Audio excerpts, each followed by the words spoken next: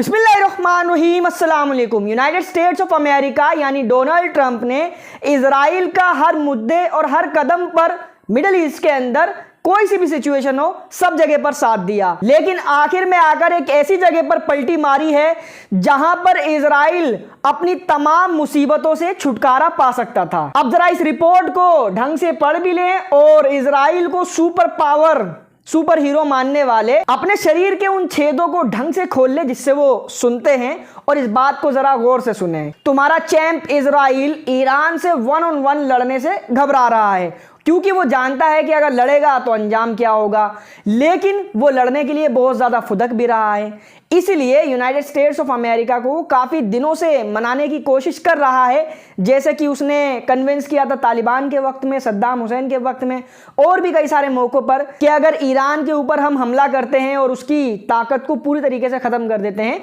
तो middle east के अंदर ये जो जाल बुना हुआ है रेसिस्टेंस के ग्रुप्स का, वो पूरी तरीके से खत्म हो जाएगा। ऊपर से अब ईरान एक न्यूक्लियर पावर बनने की ओर बहुत तेजी से अग्रसर है, तो उसको जल्द से जल्द रोका जाए, और सॉल्यूशन यही है कि उसके ऊपर अमेरिका और इजराइल मिलकर हमला करें। अकेला इजराइल करेगा तो पिट जाएगा खामखा में, फिर अमेरिका के जो बेसेस हैं मिडिल ईस्ट के अंदर उन पर भी खतरा, यूरोप के कई सारे देशों पर खतरा मंडराने लग जाएगा। नहीं, ईरान इतना ज़्यादा कैपेबल है कि जब वो देखेगा कि पूरी तरीके से पिटता जा रहा है, बर्बाद होता जा रहा है, तो वो अच्छा खासा नुकसान कर सकता है अपने तमाम दुश्मनों का और उनके इत्तेहादियों का। ये बात इन सबको अच्छे से पता है। इसीलिए अमेरिकन प्रेसिडेंट डोनाल्ड ट्रंप ने, देखो बात तो सारी मानी है, प्रेसिडेंट हैं लेकिन है तो गुलाम ना, मगर कुछ चीज़ों का ध्यान उनको भी रखना पड़ता है, जैसे कि ईरान बहुत ज़्यादा कैपेबल है और ईरान से भिड़ना ऐसा नहीं है जैसे गाजा से भिड़ गए, लेबनान से भिड़ गए या सीरिया से भिड़ गए, बहुत ज़्यादा पावरफुल है।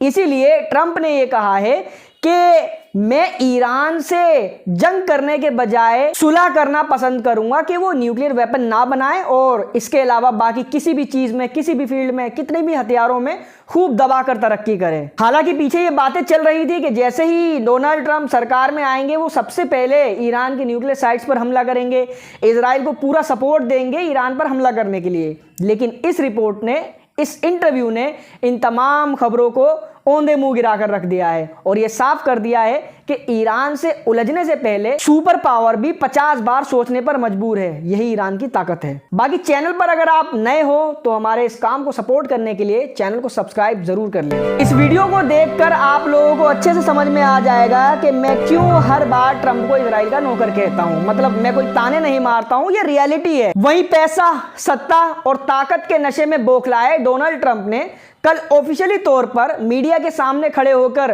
तकब्बुर भरे अल्फाज में यह कहा कि हम गाजा पर कब्जा करेंगे और गाजा के लोगों को डिस्प्लेस करेंगे, मतलब दूसरे देशों में भेजेंगे, जिस पर अरब और नॉन अरब देशों ने ट्रंप को कंडम किया। इसके अलावा चाइना भी इस बात पर भड़क गया और चाइना ने भी ये कहा कि ये जो प्लानिंग चल रही है ये पूरी तरीके से गलत है। मगर सबसे बेहतरीन और दिलेरा जवाब दिया है फलस्तीन के ही यानी गाजा के लोगों ने।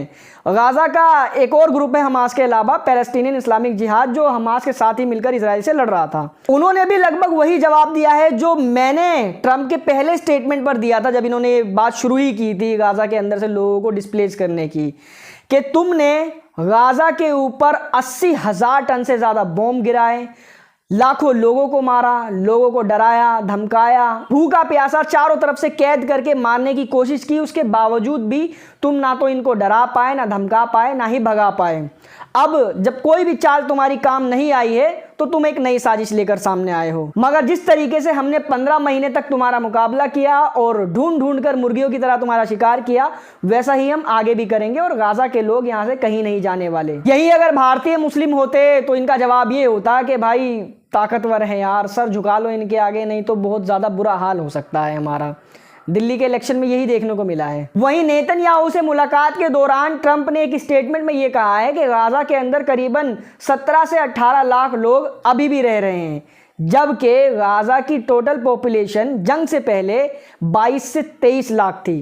तो मतलब इन तमाम लोगों को ये पता है कि इन्होंने 15 महीने के अंदर अंदर गाजा में करीबन 5 से 6 लाख लोगों का कत्लेआम किया है। और ये जो कत्लेआम किए गए हैं जानबूझकर, ताकि फ़लस्तीन के लोगों की हिम्मत टूटे और जब उनके सामने ये प्रपोजल रखा जाए कि गाजा को छोड़ दो तो वो बड़े ही आसानी से बात सुनते ही वहां से पतली गली से निकल ले। वहीं डोनाल्ड ट्रंप के ऑर्डर पर पेंटागन ने सीरिया के अंदर से अपनी मिलिट्री को वापस बुलाने की प्लानिंग शुरू कर दी है। और मेरे समझ में एक बात नहीं आई कि अमेरिका जैसा चोर जो दूसरे देशों के रिसोर्सेज को एक्सप्लॉइट करता है, उसी के दम पर जी रहा है वो अभी तक, कैसे उसने सीरिया के तेल को छोड़ने पर मंजूरी जाहिर कर दी, जबकि सीरिया के कुर्दिश लड़ाके ही चाहते हैं कि अमेरिका नॉर्दर्न सीरिया में कम से कम काबिज रहे ताकि उनको सपोर्ट मिलता रहे तुर्की और एसटीएस के खिलाफ। अब अगर अमेरिका वहां से चला जाएगा तो अमेरिका का भी नुकसान है, लाखों करोड़ों रुपए का तेल छूटेगा जो फ्री फंड का सब वहां से मिल रहा है।